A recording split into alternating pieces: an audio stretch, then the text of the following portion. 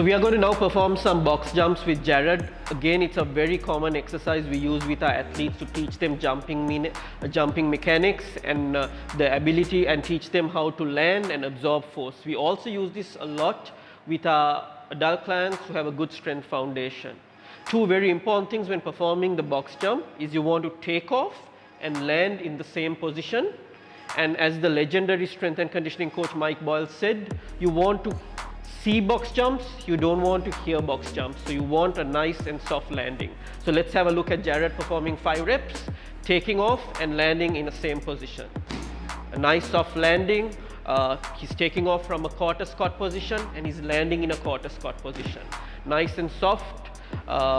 And this is always a great place to start. With Jared, we are performing an 18-inch box jump. For some people who do not have great explosive power, we may even regress to 12 inches. But again, you want to take off and land in the same position.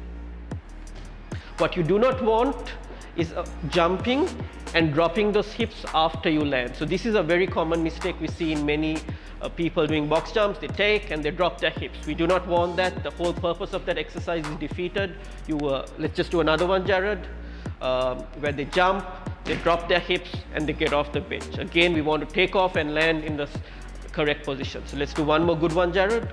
Take off and land in that same position. All right.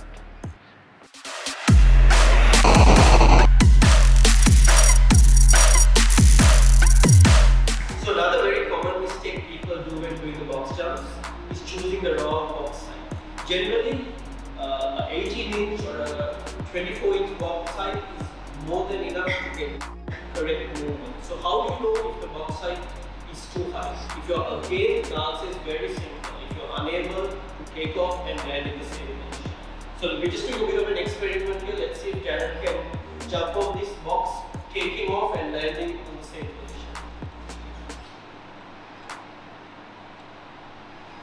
Okay, let's do another one. So I think if the viewers are having a look, you can see he's taking off in a quarter squat position, but his hips are sinking and is unable to maintain that quarter squat hip position when he lands. So again, we know the box height is too high for him, so we're probably going to reduce the box height by about 6 inches. This looks great for Instagram, this looks great for great likes. Probably a couple of repetitions is not going to do any harm to you, but too many repetitions, you're going to get injured. So if you want something for likes on Instagram, by all means you can throw in a couple of reps.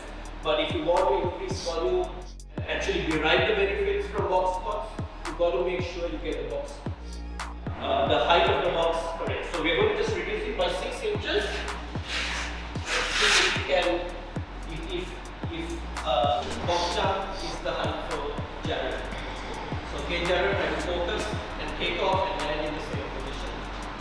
Yeah, that looks pretty good. So you can just see how by just adjusting the box height, he's getting the perfect jumping mechanics, absorbing force, soft landing, and prepping himself for high jumps in the hurdles.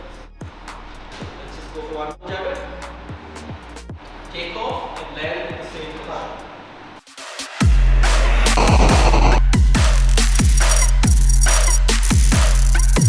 Alright, so another mistake we see with box jumps is when people land on the box, they get into a valgus collapse. So let's say the knees cave in when jumping, which is again very dangerous and a high which results in a high potential for knee injuries. So Jared, let's just show this common error where your knees internally rotate or get into a valgus position when you perform that jump. Okay, let's do another one.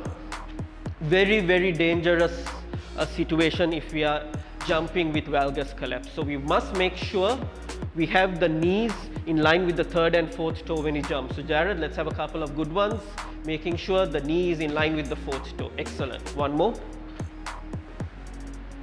Nice soft landing, knee in line with the fourth toe, and that's how we do it. So one reason why we perform box jumps is also to take the gravity component of the exercise. So some people are ready to straight away perform exercises such as hurdle jumps, but people who struggle, we need to get them onto box jumps, teach them how to land before progressing to a hurdle jump.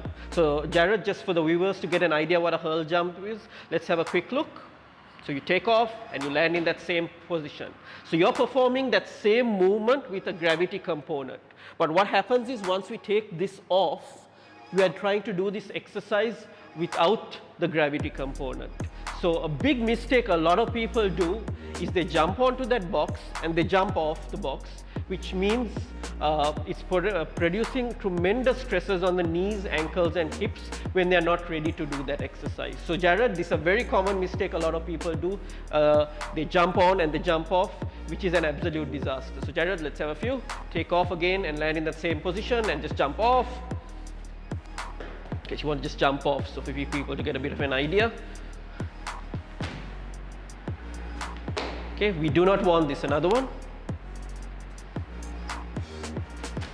You do not want to jump off the box. So what you want to do is have a lower stool, a lower box on the side of the box and get off. So Jared, let's show a couple of ways how to do it, how to get off the box safely.